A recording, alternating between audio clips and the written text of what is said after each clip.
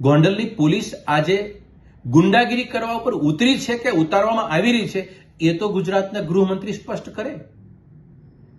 કોંગ્રેસના એક આગેવાન પિયુષ રાદડિયા અને બીજા આગેવાન દિનેશ પાતરને 4 દિવસથી હેરેસમેન્ટ, માનસિક ત્રાસ અને શારીરિક ત્રાસ, તમામ પ્રકારના જુલમો, અલગ અલગ ગુનાના સામાન્ય કેસની અંદર પકડીને માત્ર માર મારવા માટે, એની પાસે કંઈક બોલાવડાવવા માટે આ ગુજરાતની પોલીસ બદલાની ભાવનાથી રાજકીય ઈશારે એના ઉપર જુલમ કરવામાં આવી રહ્યો છે અને સરકાર મૌન છે.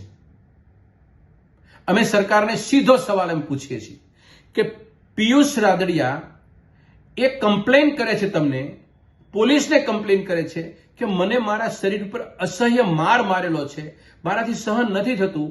એ હોસ્પિટલ, સિવિલ હોસ્પિટલ પોલીસને લઈ જાય છે. પીઆઈને ખબર પડે છે કે એ હોસ્પિટલ ગયા છે, કંઈક બોલી નાખશે, કંઈક નિવેદન આપી દેશે,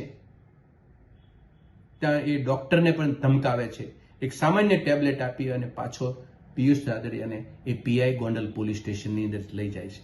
અલગ અલગ પોલીસ થાણા ઉપરથી ફરિયાદો એના પર થાય છે. આ કયા પ્રકારનો જુલમ, કયા પ્રકારની બદલાની ભાવના? આ ગુજરાતના ગૃહ રાજ્યમંત્રી ગોંડલની પોલીસની હરકતથી અજાણ છે?